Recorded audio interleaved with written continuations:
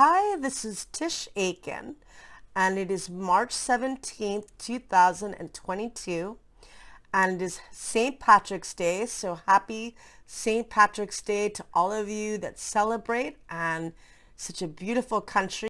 Ireland is gorgeous. I only was there once when I was 9 years old, but I went to camp there for 6 weeks. I came back with a brogue for two. I got a little Piscean of me, but I had a great time, and I always have really good, and I am part Irish like a lot of you, and I've had very lucky things happen. My parents found our apartment where both of them spent the rest of their life on St. Patrick's Day. We moved, and that was a very good move for us. So good things have happened, and I wish you all happy St. Patrick's Day. It is a very emotional time because we are swimming in planets in Pisces. We've got Mercury, which is the planet of thoughts and ideas and how you process information. It is technically in its detriment in the sign of Pisces because it rules the opposite sign of Virgo, which is ruled by Mercury, very analytical and cerebral and communicative, whereas Pisces is all about the emotions, intuition, and dreams. It is not linear, but it's incredibly emotionally deep and really listening and trusting your feelings and your intuition. Jupiter, which is the planet of expansion, hope, and abundance, as well as higher learning, is the ancient ruler of Pisces, and it is conjunct Mercury, meaning that they're both on top of each other by 5 degrees. They're sitting together, and Jupiter expands the Mercury and Pisces story, which could have your mind swimming in many different directions. It's very creative thinking, very good for working with your intuition, with your imagination, really good for creative writing, thinking, writing songs, playing music, tapping into that part of your brain which is not linear. And meditation, spiritual practice are all favored. Jupiter is then in turn conjunct Neptune. Those are both the rulers of the mutable water sign of Pisces. Jupiter rules Sagittarius in modern astrology, and it's more about different belief systems and philosophies, and it rules Pisces in ancient astrology, which is more about finding something to believe in with faith or magnetizing through your imagination. And so Neptune represents spirituality and dreams, as well as escapism and sadness at times, because Pisces is so deeply sensitive. So we have 4 planets swimming in the mutable water sign of Pisces, and Jupiter and Neptune have been transiting together since early mid-March, and they will be dancing together until the beginning of April, until April 5th. And that's a very manifesting and magnetizing aspect, but it can also expand the need to escape. That can happen for some people. It's very sensitive energy. I had a teacher say once that it's an easy money cycle. It can bring abundance in a very easy and manifesting manner. It's a good thing. Working with your vision, Jupiter, working with your dream, Neptune. And right now we're building up to a full moon that we all can feel, that takes place tomorrow, March 18th at 3:18 a.m. Eastern Daylight Time at 27 degrees and 40 minutes of the mutable earth sign of Virgo. That's a very practical moon. It can be critical and very analytical. And this moon does have some grounded energy. Thankfully, we do have some earth in the sky because there's so much water.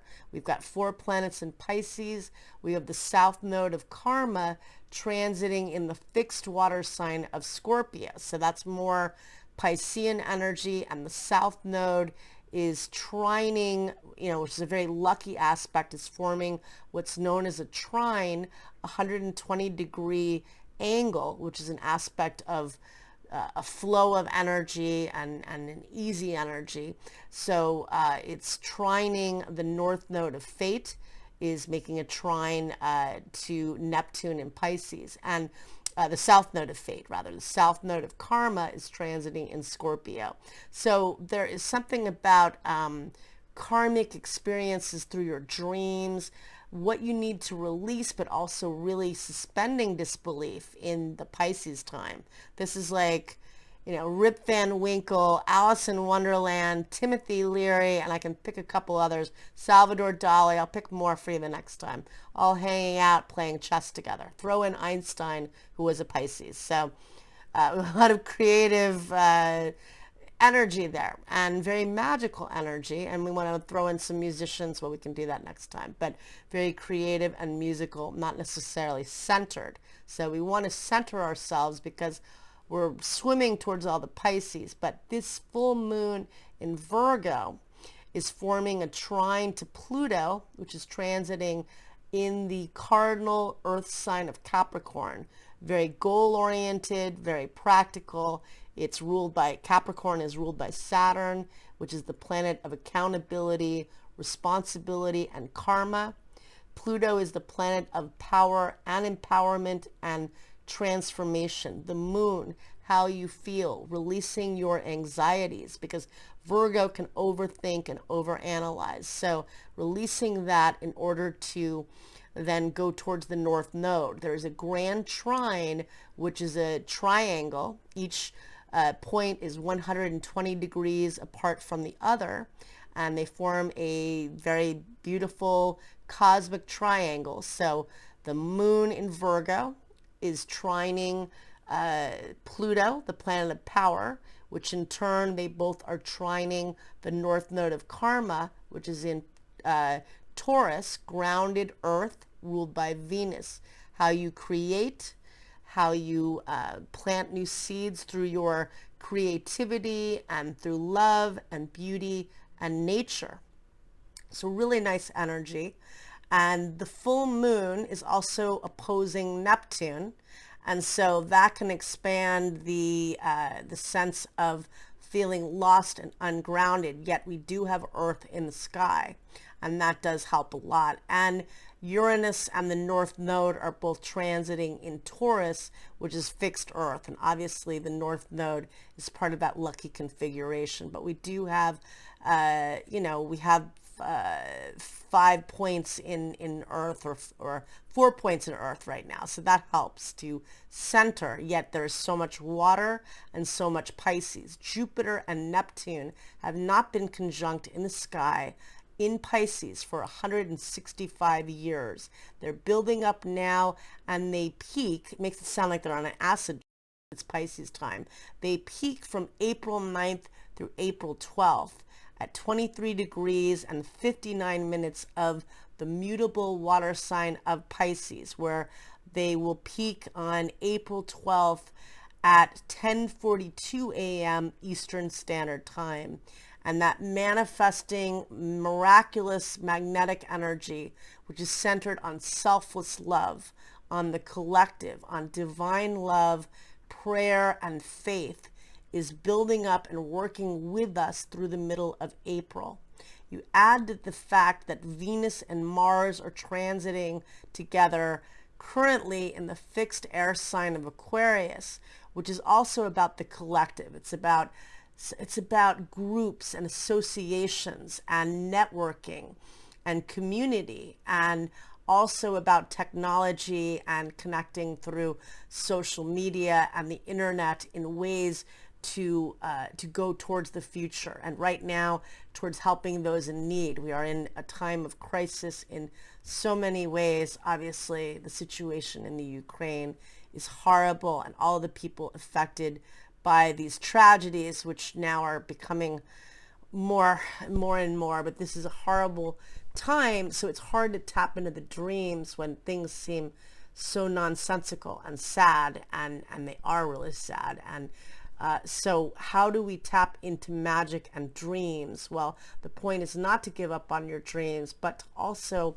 form part of the collective, to give love, to give your intentions of positive love and and hope and positivity, and also to take action in whatever way that is for you to bring awareness and raise consciousness. That's the new age of Aquarius. Although there's so much Pisces in the sky right now, and we were also revisiting the epic of Capricorn, which incidentally in the USSR, that happened. It's the Saturn return of the dissolution of the USSR, because that began on November 18th of 1988, when Saturn, which is the planet of karma and responsibility, as well as governments and corporations and people in leadership, Saturn was at 0 degrees of the cardinal earth sign of Capricorn in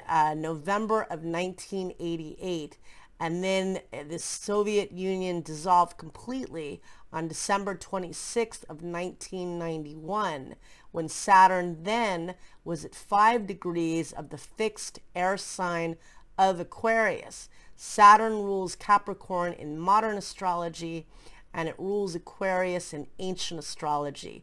And we're revisiting that time, and we're also having the Pluto return in the United States, which began approximately on February 13th of this year, when Pluto got to 27 degrees and 33 minutes of the cardinal earth sign of Capricorn. And that was the degree that Pluto was at when they signed the Declaration of Independence on July 4th, 1776. So we see both parts of the world are in very, very big cycles. Saturn returns we can gauge more easily, because they happen approximately every 28.5 to 30 years.